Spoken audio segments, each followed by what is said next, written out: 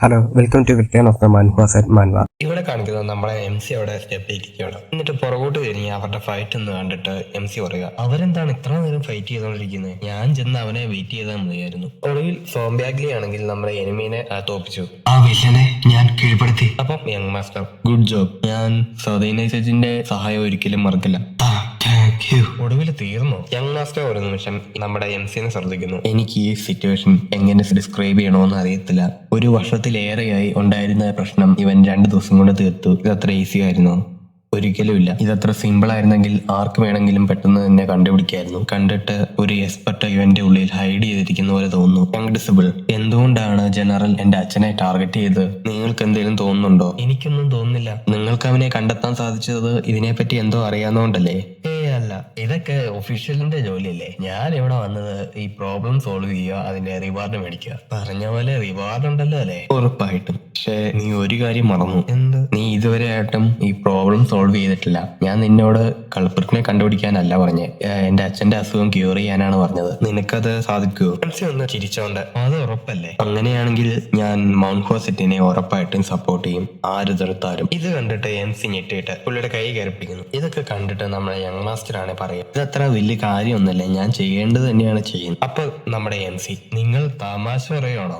നിങ്ങൾ എനിക്കാണ് റിവാർഡ് ചെയ്യേണ്ടത്, അല്ലാതെ മൗണ്ട് ഹോസ് അല്ല. നിങ്ങൾ എന്താ പറയുന്നത്? ഞാൻ എല്ലാ വർക്കും ചെയ്യുന്നു, എന്നിട്ട് മൗണ്ട് ഹോസറ്റിന് റിവാർഡ്. ഇതൊക്കെ കണ്ടിട്ട് നമ്മുടെ യങ് മാസ്റ്റർ മനസ്സിൽ പറയുകയാണ്, ഇവൻ പ്രതീക്ഷിച്ചതിനേക്കാളും ഒരു. അടുത്തത് കാണിക്കുന്നത് നമ്മുടെ MC എൽഡർ കിടക്കുന്ന മുറിയിൽ ഇരിക്കുന്നതാണ്. ഇനിയും ബാക്കിയുള്ളത് എൽഡറിനെ ക്യൂർ ചെയ്യാൻ മാത്രമേ ഉള്ളൂ. ഇതത്ര ഡിഫിക്കൽട്ടായ കാര്യമൊന്നുമല്ല.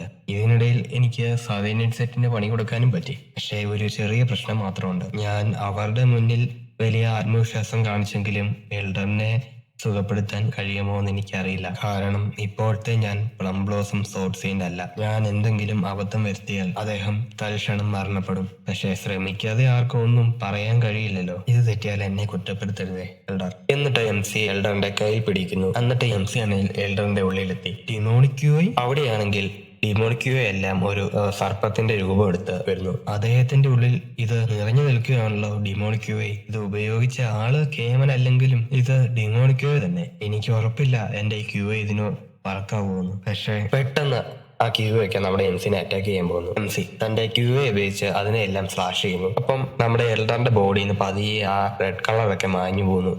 ഇത് ചെയ്യാൻ പറ്റുമോ? പറ്റുമായിരിക്കും. ഞാനിപ്പോഴാ ആലോചിക്കുന്നത്. ഞാൻ എന്റെ ഉള്ളിൽ പ്യൂറസ്റ്റ് ആയ ക്യൂ മാത്രമാണ് ഗ്യാദർ ചെയ്തേക്കുന്നത്. ഞാൻ അതിൽ ശ്രദ്ധ കേന്ദ്രീകരിച്ചില്ലായിരുന്നെങ്കിൽ എന്നേക്കാൾ 10 ഇരട്ടി ക്യൂ എനിക്ക് ശേഖരിക്കാൻ കഴിയുമായിരുന്നു. പക്ഷെ ഞാൻ അതിൽ ശ്രദ്ധിച്ചുകൊണ്ട് ഇത് വളരെ എളുപ്പമായി തോന്നുന്നു. ഇത് ഞാനും ഡിമോണിക് ക്യൂ ആയിട്ടുള്ള ഫൈറ്റ് മാത്രമല്ല, അതിലും ഉപരി എൽഡർ വാങ്ങിനെ എത്രത്തോളം പിടിച്ചു നിൽക്കാൻ കഴിയും എന്നതുകൂടിയാണ്. അവിടെ നമ്മുടെ MC ആണ് വീണ്ടും ആ ക്യൂവിനെയൊക്കെ അറ്റാക്ക് ചെയ്യുന്നു. ഇനി കുറച്ചു നേരം കൂടെ വെയിറ്റ് ചെയ്യൂ, ഞാനിത് ഇപ്പൊ തന്നെ തീർത്തു തരാം. അപ്പോഴാണെങ്കിൽ ആ ക്യൂവൊക്കെ നമ്മുടെ MC-നെ അവോയ്ഡ് ചെയ്തു പോകുന്നു. അപ്പം MC അവരെന്നെ അവോയ്ഡ് ചെയ്യാൻ സ്റ്റാർട്ട് ചെയ്തിരിക്കുന്നു. അവർ ഇത് എങ്ങോട്ടാണ് പോകുന്നത്? MC കണ്ണു തുറന്ന് നമ്മുടെ എൽഡറിനെ നോക്കുന്നു. അപ്പം എൽഡറിന്റെ മുഖമൊക്കെ ആണെങ്കിൽ എന്തോ ഒരു മാറ്റമൊക്കെ. അദ്ദേഹത്തിന്റെ തലയോ? അതുങ്ങളെല്ലാം അദ്ദേഹത്തിന്റെ തലയിലേക്കാണ് പോയിരിക്കുന്നത്. ഇത് വളരെ കെയർഫുൾ ആയിട്ട് വേണം ഹാൻഡിൽ ചെയ്യാൻ. ഞാൻ ചുമ്മാ കയറി അറ്റാക്ക് ചെയ്ത അദ്ദേഹത്തിന്റെ തലയിൽ പ്രശ്നം ഉണ്ടാക്കിയാൽ എൽഡർ വാങ്ങുമായിരിക്കും. പക്ഷെ ഞാൻ ഒന്നും ചെയ്തില്ലെങ്കിൽ ആ ഡിമോണിക് അദ്ദേഹത്തിന്റെ ബോഡിയിൽ ഫുള്ളായിട്ട് സ്പ്രെഡ് ആകും. എനിക്ക് ടൈമില്ല. ഞാൻ അറ്റാക്ക് ചെയ്താൽ അദ്ദേഹം മരിക്കും, ഞാൻ ഒന്നും ചെയ്തില്ലെങ്കിൽ അദ്ദേഹം മരിക്കും. അങ്ങനെയാണെങ്കിൽ ഞാൻ രണ്ടും ചെയ്യുന്നില്ല. എന്തു പറ്റി? നിനക്ക് വേറെ ഇങ്ങോട്ട് ഓടാൻ സ്ഥലം കിട്ടില്ലേ? ശരി, ഇതേ നിങ്ങൾക്ക് ഓടിപ്പോകാൻ പറ്റിയ സ്ഥലം. ഇതും പറഞ്ഞിട്ട് നമ്മുടെ MC ആണ് ആ ഡിമോണിക് ഫുള്ള് അദ്ദേഹത്തിന്റെ ബോഡിയിലേക്ക് അബ്സോർവ് ചെയ്യുന്നു. അവിടെ ആ കീ മൊത്തം അബ്സോർവ് ചെയ്ത MC ആണെങ്കിൽ നിലത്ത് വീഴുന്നു. ശരിപ്പിക്കല്ലേ, ഇതുപോലെ ഒന്നുകൊണ്ട് എന്റെ ബോധം പോകുന്നാണോ നീ ഓർക്കുന്നേ? സോർഡ് സെയിന്റ് എന്ന എന്റെ പ്രൈഡ് അത് ഒരിക്കലും അനുവദിക്കില്ല. പക്ഷെ എന്റെ കാഴ്ച മങ്ങുന്നു, എന്റെ ബോധം നഷ്ടപ്പെടുന്നു. എനിക്ക് സ്വയം നിയന്ത്രിക്കണം. ഇവിടെ ബോധം നഷ്ടപ്പെട്ടാൽ എല്ലാം കഴിഞ്ഞു. എന്റെ ബോഡി ചെറുപ്പമാണ്, അധിക നേരം പിടിച്ചു നിൽക്കാനാകില്ല. അതുകൊണ്ട് എനിക്ക് പെട്ടെന്ന് തന്നെ തീർക്കണം. എന്നിട്ട് നമ്മുടെ MC ആണ് വീണ്ടും ഡിമോണിക്യൂവിനെ നേരിടാൻ പോകുന്നു. ഇതും പറഞ്ഞ നമ്മുടെ MC ആണെങ്കിൽ ഡിമോണിക്യൂ ആയിട്ട് ഫൈറ്റ് ചെയ്യുന്നു. ഒറ്റ സ്ലാഷില് അതിനെ തീർക്കുന്നു. പക്ഷെ അത് കൗണ്ടർ അറ്റാക്ക് ചെയ്ത് നമ്മുടെ MC-നെ വിടുന്നു. പക്ഷെ MC അതിൽ നിന്നൊക്കെ രക്ഷപ്പെട്ടു. ഇവിടെ എന്താ സംഭവിക്കുന്നത്? അവരുടെ സ്പീഡ് പെട്ടെന്ന് വർദ്ധിക്കുമല്ലോ. ഇപ്പോൾ എന്റെ കണ്ണുകൾ കൊണ്ട് അവരെ ട്രാക്ക് ചെയ്യാൻ പാടാണ്. എംസി എങ്ങനെയൊക്കെ അവിടെ നിന്ന് സർവൈവ് ചെയ്യുന്നുണ്ട്. ഇത് ഡിഫറെന്റ് ആണ്. എൽഡർ വാങ്ങിന്റെ ബോഡിയിലുള്ളതിനേക്കാളും ഇപ്പോൾ എന്റെ ബോഡിയിലുള്ളപ്പോൾ വളരെ ഡിഫറെന്റ് ആണ്. പ്ലംബ്ലോസും സോട്സിന്റെ എന്ന എന്റെ അഭിമാനം ഇത് അനുവദിക്കില്ല. അവർ സർവ്വശക്തിയോടും കൂടി ആക്രമിക്കും. അവർക്ക് വേറെ വഴിയില്ലെന്ന് ഏതാണ്ട് മനസ്സിലാക്കിയ പോലെ. അതിന് ഉപരിയായിട്ട് ഞാൻ ടയേർഡാണ്. എനിക്ക് ഒത്തിരി ഒന്നുമില്ല. ഇനിയും ഇത് നീണ്ടു നിന്നാൽ ചിലപ്പം എന്റെ ബോഡി തന്നെ വിഴുങ്ങിയേക്കും. പെട്ടെന്ന് ആ ക്യൂയാണ് നമ്മുടെ എംസിനെ അറ്റാക്ക് ചെയ്തു. എംസി ആണ് അത് ചാടി ഡോഡ്ജ് ചെയ്തു. പക്ഷെ ആ സമയം കൊണ്ട് നമ്മുടെ ക്യൂ ആണെങ്കിൽ എംസിനെ പിടിക്കുന്നു. പക്ഷെ അപ്പൊ തന്നെ എംസി ആണ് അറ്റാക്ക് ചെയ്യാൻ വേണ്ടി നോക്കി. പക്ഷെ മറ്റൊരു ക്യൂ വന്ന് നമ്മുടെ എംസിനെ തടഞ്ഞു നിർത്തി. എന്റെ വാള്. അപ്പോൾ അവിടേക്ക് വേറെ സർപ്പത്തിന് രൂപമുള്ള ക്യൂസ് ഒക്കെ വന്ന് നമ്മുടെ എംസിനെ അറ്റാക്ക് ചെയ്തുകൊണ്ടിരുന്നു. ഇതിലൊരു അന്ത്യമില്ലല്ലോ. ഇങ്ങനെയൊക്കെ ആയ സ്ഥിതിക്ക് ഇതൊഴികെ വേറെ വഴിയില്ല. കഴിയുമെങ്കിൽ ഒഴിവാക്കാൻ ഞാൻ ആഗ്രഹിച്ചിരുന്ന ഒരു കാര്യമായിരുന്നു. ഇത് തെറ്റിയാൽ എന്റെ ബോഡിയും കോൺഷ്യൻസ് നശിക്കും. പക്ഷെ എനിക്ക് വേറെ വഴിയില്ല. എംസി ആണെങ്കിൽ കീ മൊത്തം പുറത്തേക്ക് വിടുന്നു. എന്റെ ബോഡിക്കുള്ളിലെ എല്ലാ ഡിമ്യൂണിറ്റിയും പുറത്തു വിടാനുള്ള ഒരേ ഒരു വഴി എന്റെ ഡാൻഡൈനിലെ ക്യൂവൈ എന്റെ ബോഡിയിലേക്ക് സ്പ്രെഡ് ആക്കുക. എന്നിട്ട് ആ ക്യൂ മൊത്തം എക്സ്പ്ലോഡ് ആക്കുക. അപ്പോൾ ആ ക്യൂവൊക്കെ ഡിസ്ട്രോയ് ആകുന്നുണ്ട്. അതിന്റെ ഒപ്പം തന്നെ നമ്മുടെ എംസിയുടെ ബോഡിയിലും ഡാമേജ് ഒക്കെ വരുന്നുണ്ട്. എംസി ആണെങ്കിൽ വേദന കൊണ്ട് അപ്പോൾ കാർന്നുകൊണ്ട് എന്റെ ബോഡി ബ്രേക്ക് ആവുകയാണ്. എന്നിട്ട് നമ്മുടെ എംസിയുടെ ബോഡിയിൽ നിന്ന് ക്യൂവേസ് എല്ലാം പോകുന്നു. എംസി താഴെ വീഴുന്നു. എന്നിട്ട് പെട്ടെന്ന് കണ്ണു നോക്കുന്നു. ഞാനിപ്പോൾ മരിച്ചനെ. ഞാൻ ഇനി ഒരിക്കലും അതൊന്നുകൂടെ ചെയ്യില്ല. എന്റെ ഈ ലെവലിൽ ഹാൻഡിൽ ചെയ്യാൻ പറ്റുന്ന ഒരു ഡിമോണിക്കോ അല്ലായിരുന്നു അത്. ഞാൻ ഭാഗ്യം കൊണ്ടാണ് രക്ഷപ്പെട്ടത്. അപ്പോൾ പതിയെ നമ്മുടെ എൽഡർ കണ്ണു തുറക്കുന്നു. നമ്മുടെ എംസിനെ കണ്ടിട്ട് നീ ആരാ? ഓ നിങ്ങൾ എണ്ണീറ്റോ? എന്ത് തോന്നുന്നു ഞാൻ ആരാന്ന്? ഞാൻ സിയാൻ എന്ന് വെച്ച് കഴിഞ്ഞാൽ സ്പിരിച്വൽ ഇമ്മോർട്ടൽ എന്ന് പറയുന്നത്. അപ്പോൾ നമ്മുടെ എൽഡർ പറയാണ്, ഞാൻ മരിച്ച ശേഷം നരകത്തിലാ വന്നേന്ന് തോന്നുന്നു. നിങ്ങൾ എന്താ പറഞ്ഞ? എൽഡർ വാങ്ങിനെ ബോധം വന്ന ശേഷം മർച്ചന്റ് ഗിൽഡിന്റെ സിറ്റുവേഷൻ എല്ലാം ശരിയായി. ഞാനില്ലായിരുന്നെങ്കിൽ ജാംബോ ബൂന്റെ പ്ലാൻ കാരണം അവൻ ഫാമിലി എന്നെ പോയേനെ. എന്നിട്ട് അവരുടെ സ്വത്ത് മൊത്തം ഇവന് കിട്ടിയേനെ. ജാംബോ ബൂൺ എന്നെ സമ്മതിച്ചു അവൻ റെയിൻഹോ മർച്ചന്റ് ഗിൽഡിന്റെ റൈവലിന്റെ ഒരു മകനാണെന്ന്. അതിന്റെ ഒപ്പം തന്നെ അവനോട് സഹതാപം തോന്നുന്ന ചില കാര്യങ്ങളും. പക്ഷേ ഞാൻ ശ്രദ്ധിച്ചില്ല. ലോകത്തിലെ എല്ലാവർക്കും കാണും അവരുടേതായ സ്റ്റോറീസ്. അതിനർത്ഥം നിങ്ങൾ ചെയ്ത തെറ്റ് ഒഴിവാക്കാൻ കഴിയില്ല. പക്ഷെ എന്റെ അറ്റൻഷൻ കിട്ടിയ ഒരേ ഒരു കാര്യം എന്ന് പറയുന്നത് അവൻ എങ്ങനെയാ റെഡ് ഡീമൺ ഹാൻഡ് കിട്ടിയെന്നാണ്. അവൻ പറഞ്ഞത് അവൻ മലയിൽ കൂടെ പോയപ്പോൾ ഒരു ഡെഡ് ബോഡിയിൽ നിന്ന് കിട്ടിയെന്നാണ് പറഞ്ഞത്. ശരിയായിരിക്കും. ഇപ്പോ ഡിമോണിക് സെറ്റ് ആയിരുന്നെങ്കിൽ ഇത് ഇത്ര ഈസി ആയിട്ട് കിട്ടില്ലായിരുന്നു ഇവനെ.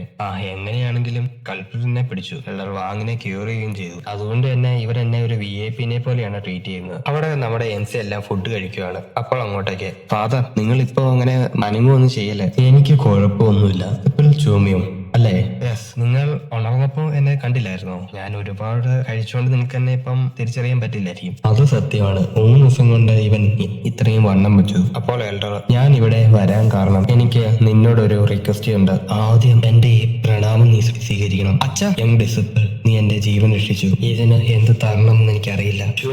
ഭക്ഷണം കഴിച്ചോണ്ട് പറയുകയാണ്. ജോൺഗുയെ എന്നോട് എല്ലാം പറഞ്ഞു. ഈ ഉപകാരത്തിന് പകരമായി ഞാൻ ചെയ്യാൻ കഴിയുന്നതെല്ലാം ചെയ്യാം. നിനക്ക് എന്തെങ്കിലും ആഗ്രഹമുണ്ടെങ്കിൽ ദയവായി എന്നോട് പറയൂ. ഒരു ടൂറിസ്റ്റ് ആളുകളെ സഹായിച്ചതിന് പ്രതിഫലം സ്വീകരിക്കാൻ പറ്റുമോ? എന്റെ സെറ്റ് അറിഞ്ഞാൽ ഞാൻ കുഴപ്പത്തിലാവും. എന്റെ സെറ്റ് അറിയാതെയാണ് ഞാൻ വന്നത് തന്നെ. അതുകൊണ്ട് സെറ്റിന്റെ അനുവാദമില്ലാതെയോ? അതെ, ഈ കാര്യം വളരെ അർജന്റ് ആയതുകൊണ്ട് സെറ്റിന്റെ പെർമിഷൻ ചോദിക്കാൻ സമയമില്ലായിരുന്നു. നീ എനിക്ക് വേണ്ടി ഇത്രയെല്ലാം അങ്ങനെയാണ് ഉറപ്പായിട്ട് നിനക്ക് റിവാർഡ് തരണം. സെറ്റ് അറിയാതെ നിങ്ങൾ വാഗ്ദാനം ചെയ്തു അല്ലേ? സെറ്റിൽ പറയില്ലെന്ന്. അതെ, പക്ഷേ ഈ ബുക്ക് വേറൊന്നുമല്ല. പ്രായം കൂടുന്തോറും എന്റെ ഓർമ്മ കുറയുന്നു. അതുകൊണ്ട് ഞാൻ എഴുതിയതാണ്. പ്രായം കൂടിയെന്നോ? നീ എഴുതിയെന്നോ? എന്താണത്? എനിക്ക് വേണ്ടത് എന്താന്നല്ലേ നിങ്ങൾ ചോദിച്ചേ? ദേ, ഈ ബുക്കിലുള്ളതല്ല. അപ്പം തുടങ്ങിയാലോ? അച്ഛാ, നിങ്ങൾക്ക് എങ്ങനെയുണ്ട്? വിശ്വസിക്കാൻ പ്രയാസമാണ്. പക്ഷെ എന്റെ ശരീരം വളരെ ലൈറ്റ് ആണ്. ഏതാണ്ട് പറന്ന് ഉയരാൻ പോലും ആകും. ഞാൻ ഏതാണ്ട് 10 വർഷം ചെറുപ്പമായ പോലെ. ഓ ശരിയാണ്. പിന്നെ ഇവിടെ ശരിക്കും വിചിത്രമായ ഒരു കാര്യം സംഭവിച്ചു. എന്ത്? ഈ കാര്യം തീർന്നതല്ലേ? നീ ഇവിടെ വന്നത് ആരോഗ്യം പരിശോധിക്കാനല്ല. സമയം വിലപ്പെട്ടതാണ്. നീ ഇവിടെ വന്ന കാര്യം പറ. അല്ല, ഗിൽഡ് ലീഡർ, ഞാൻ കേട്ടു നിങ്ങൾ സദേനൈറ്റ് സെറ്റുമായിട്ടുള്ള ഡീലിങ്സ് കുറയ്ക്കണമെന്നും മൗൺഹോയ്ക്ക് വളരെയധികം റിവാർഡ് കൊടുക്കണമെന്നും എന്നുള്ള നിർദ്ദേശം കൊടുത്തു എന്ന്. അതെ, ശരിയാണ്. ഗിൽഡ് ലീഡർ സദേനൈറ്റ് സെറ്റ് ആണെങ്കിൽ സിയാൻ ഭരിക്കുന്നു. ഷാൻസിയിലും അവർക്ക് വളരെയധികം സ്വാധീനമുണ്ട്. അപ്പോൾ അവരെ അകറ്റി മൗൺഹോ സെറ്റിനെ പിന്തുണയ്ക്കുന്നത് അപകടകരമായ കാര്യമല്ലേ? ചെയ്തതിന് പകരമായിട്ടാ ചെയ്യുന്നതെന്ന് അറിയാം. പക്ഷേ ഇത് കുറച്ച് കൂടുതലല്ലേ? നിങ്ങളെല്ലാം തീരുമാനിച്ചു കഴിഞ്ഞെങ്കിലും പണ്ടത്തെ പോലെ തന്നെ സദേനൈറ്റ് സെറ്റുമായിട്ട് ഡീലിങ്സ് ചെയ്യാൻ സമ്മതിക്കുമെന്ന് ഞാൻ പ്രതീക്ഷിക്കുന്നു. യങ് ലീഡർ, ഒരു മർച്ചന്റിന്റെ ഡ്യൂട്ടി എന്താണ്? ക്ഷമിക്കണം, അത് ഒരു വ്യാപാരിയുടെ കടമ ന്യായമായ ബിസിനസ് നടത്തുക, അതിന്റെ ഒപ്പം ബിസിനസ് ബന്ധങ്ങൾ ഉണ്ടാക്കുക. ആ വളർച്ചയിൽ നമ്മുടെ രാജ്യത്തിനും ലോകത്തിനും സംഭാവന ചെയ്യുക. നമ്മുടെ ഗിൽഡ് ലീഡറാണ് ഇത് കേട്ടിട്ട് പൊട്ടിച്ചിരിക്കുന്നു. നീ വളരെ നന്നായി സംസാരിക്കുന്നു യങ് ഗിൽഡ് ലീഡർ. പക്ഷേ എന്റെ മുമ്പിൽ ഇത്ര ഫാൻസി ആയിട്ട് കാര്യങ്ങൾ പറയേണ്ടതില്ല. നിനക്കത് നേരത്തെ തന്നെ അറിയത്തില്ലേ? ഒരു മർച്ചന്റിന്റെ ഡ്യൂട്ടി എന്ന് പറയുന്നത് പണം ഉണ്ടാക്കുക എന്നാണ്. വ്യാപാരി പണം ആഗ്രഹിച്ച് ഒന്നോ രണ്ടോ നിയമങ്ങൾ ലംഘിക്കേണ്ടി വരും. ശരിയല്ലേ? ഞാൻ തെറ്റു പറഞ്ഞോ? ശരിക്ക് ന്യായമായ കാര്യങ്ങൾ ചെയ്യണമെങ്കിൽ അത് നിനക്ക് ഉണ്ടാകുന്ന പണം കൊണ്ട് ചെയ്യൂ. പക്ഷേ ഒരു വ്യാപാരി പണം സമ്പാദിക്കുമ്പോൾ അതിൽ ശരിയോ തെറ്റോ ഇല്ല. അതിൽ ഒരേ ഒരു കാര്യം മാത്രം, എഫിഷ്യൻസി. അതിന്റെ അർത്ഥം നിങ്ങൾ തകരാറായ മൗഹ്വ സെറ്റിൽ നിന്ന് നമുക്ക് ലാഭം കിട്ടുമെന്നാണോ? നീ മറന്നോ ഞാൻ ഇൻഫോ മർച്ചന്റ് ഗിൽഡ് എങ്ങനെ കെട്ടിപ്പടുത്തുവെന്ന്? ഒരു മർച്ചന്റിന്റെ ഉൾക്കാഴ്ച. ആരും ശ്രദ്ധിക്കാത്ത ഒന്നിൽ ഇൻവെസ്റ്റ് ചെയ്യുക. അത് സെറ്റിലാകട്ടെ മർച്ചന്റ് ഗിൽഡിലാകട്ടെ. അങ്ങനെയായിരുന്നു എന്റെ അച്ഛൻ ഈ ഇൻഫോ മർച്ചന്റ് ഗിൽഡ് ഷാൻസിയിലെ ഏറ്റവും വലിയ ഗിൽഡാക്കി മാറ്റിയത്. പക്ഷേ ഗിൽഡ് ലീഡർ, ഈ മൗഹ്വ സെറ്റിൽ ഇൻവെസ്റ്റ് ചെയ്തതിന്റെ റീസൺ എനിക്ക് മനസ്സിലാകുന്നില്ല. അവിടെ പ്രത്യേകിച്ച് ഒന്നുമില്ലല്ലോ നമ്മുടെ ഇൻവെസ്റ്റ്മെന്റിന് വേണ്ടി. ഗിൽഡ് ലീഡറാണ് ചായ കുടിച്ചിട്ട്, നീ നേരിട്ട് കണ്ടില്ലേ? നിന്റെ ഇപ്പോഴത്തെ ടെൻഷൻ മൗഹ്വ സെറ്റിന് സദേനെ സെറ്റുമായിട്ട് കമ്പയർ ചെയ്യാൻ പറ്റില്ലെന്നാണ്. പക്ഷേ ഈ മൗഹ്വ സെറ്റ് എന്ന എന്റെ എക്സ്പെക്ടേഷൻ അനുസരിച്ച് വളരുകയാണെങ്കിൽ ആ സമയത്ത് നമ്മൾ അവരുമായിട്ട് ഒരു നല്ല റിലേഷൻഷിപ്പ് മെയിൻറ്റെയിൻ ചെയ്യുകയാണെങ്കിൽ അതിൽ നിന്ന് കിട്ടുന്ന ബെനിഫിറ്റ് ഒരു ട്രെമൻഡസ് ആയിരിക്കും. ഒരു മർച്ചന്റിന്റെ ഇൻസൈറ്റ്. പക്ഷേ അങ്ങനെയാണെങ്കിൽ എനിക്ക് മനസ്സിലാകാത്തത്, അവർ പ്രതീക്ഷിച്ച പോലെ വളർന്നില്ലെങ്കിൽ നമ്മൾ അതിനൊത്തു തന്നെ വലിയ ലോസ് നേരിടും. ഇവിടെ ഒരു ഗ്യാരണ്ടി ഇല്ല മൗഹ്വ സെറ്റ് അതുപോലെ വളരുമെന്ന്. ജോങ്കുയ്, നീ എന്ത് മണ്ടനാണ്? ഒരു വ്യാപാരി വളർച്ചയ്ക്കുള്ള അടിത്തറ കാണുന്നതുവരെ കാത്തിരിക്കുന്ന ആളല്ല, ആ അടിത്തറ സ്വയം ഉണ്ടാക്കുന്നവനാണ്. നാം മൗഹ്വ സെറ്റ് വളരുന്നത് കാത്തിരിക്കുകയല്ല, നമ്മൾ മൗഹ്വ സെറ്റിനെ തന്നെ വളർത്തും. ഞാൻ ജീവിതത്തിൽ കുറേയധികം സക്സസ്ഫുൾ മർച്ചന്റ്സിനെയും മാർഷൽ മാസ്റ്റേഴ്സിനെയും കണ്ടിട്ടുണ്ട്. പക്ഷേ ആ ചെക്കൻ മാത്രമാണ് എന്നെ ആശ്ചര്യപ്പെടുത്തിയത്. നമ്മൾ ലോകം മൊത്തം ഒരു ഇമോയിനെ തേടി നടക്കേണ്ട ആവശ്യമുണ്ടോ? നമ്മുടെ മുമ്പിൽ ഉയർന്നു വരാൻ താങ്ങുള്ള ഒരു ഡ്രാഗനുള്ളപ്പോൾ ലോകം ഭരിക്കാൻ വിളിക്കപ്പെടുന്ന ഈ കൂട്ടരെ സാധാരണ ചിന്തയിൽ മനസ്സിലാക്കാൻ ആകില്ല. മനസ്സിലാക്കാൻ നോക്കണ്ട, ചുമ്മാ ഒബ്സർവ് ചെയ്താൽ മതി. അങ്ങനെയാണെങ്കിൽ നിനക്ക് തന്നെ മനസ്സിലാകും. ഒരിക്കൽ അവനെ കൊടുക്കാന്ന് പ്രോമിസ് ചെയ്ത ആ ട്രഷർ അവന്റെ ഉള്ളിൽ തന്നെ നിലനിന്നാൽ അവനുമായിട്ടുള്ള ഒരു അൺബ്രേക്കബിൾ ചെയിനായി മാറും. അതുവഴി മർച്ചന്റ് ഗിൽഡ് ഇനി ഒരു ലോസും നേരിടില്ല. മാത്രം ചെയ്തുകൊണ്ട് അവനുമായിട്ട് ജീവിതകാലം മൊത്തം ഒരു സുഹൃത്ത് ബന്ധം നിലനിർത്താൻ പറ്റുമെങ്കിൽ ഇതൊക്കെ ഒരു ചെറിയ വില മാത്രം. ഇത് ശരിക്കും ഒരു ചെറിയ വിലയാണോ? സത്യം പറഞ്ഞ പ്രതീക്ഷയെക്കാളും 5 ഇരട്ടി കൂടുതലാണിത്. ആ ചെറിയ ചെക്കൻ, ക്ലവറും കണ്ണിങ് ആയ ചെക്കൻ കണ്ടിട്ട് നിങ്ങളുടെ തീരുമാനം മാറ്റില്ലെന്ന് തോന്നുന്നു. എങ്ങനെയാണ് അച്ഛന്റെ തീരുമാനമെങ്കിൽ അച്ഛനെ ഞാൻ വിശ്വസിക്കുകയും ഫോളോ ചെയ്യുകയും ചെയ്യും. പക്ഷേ ഇപ്പോഴും എനിക്ക് ഡൗട്ടാണ്. അതുകൊണ്ടാണ് ഞാൻ ഈ ഡൗട്ട് സ്വയം തന്നെ മറികടക്കും. ഞാൻ മൗഹ്വ സെറ്റിനെ വളർത്തും. നല്ലത്. എനിക്ക് വളരെ സന്തോഷമുണ്ട്. എനിക്ക് ഉറപ്പാണ് അവൻ എന്തോ പ്ലാൻ ചെയ്യുമെന്ന്. അദ്ദേഹം ആ പ്രഷർ ഒന്നും എനിക്ക് തരില്ലെന്ന്. കാരണം ഒരുപാട് നന്ദിയുള്ളതുകൊണ്ട്. പക്ഷെ ഇത് പ്രശ്നമല്ല, അദ്ദേഹത്തിന് എന്താണ് ഞങ്ങളുടെ കയ്യിൽ നിന്ന് വേണ്ടതെന്നുള്ളത്. കാരണം അദ്ദേഹത്തിന് അത് കൊടുക്കണമെന്ന് എനിക്ക് ഒരു ഇന്റൻഷനും ഇല്ല. ഞാനിപ്പോ ഒരു കുട്ടിയായിരുന്നെങ്കിൽ അതെല്ലാം ചെയ്തേനെ. പക്ഷേ ഞാനൊരു വൃദ്ധനായി പോയില്ലേ. അപ്പം അവിടേക്ക് നമ്മുടെ സോംബാഗ്ലി വരുന്നു. MC ചോദിക്കുന്നു, എന്താ കാര്യം? എന്തു പറ്റി? സോംബാഗ്ലി ആണെങ്കിൽ ആ വാള് നീട്ടിയിട്ട്, എനിക്കൊരു ദുരുദ്ദേശവും ഇല്ല. നിങ്ങൾ സമ്മതിക്കുകയാണെങ്കിൽ നിങ്ങളുടെ കൂടെ ഒരു പ്രാവശ്യം കൂടെ ഫൈറ്റ് ചെയ്യാൻ എന്നെ അനുവദിക്കണം.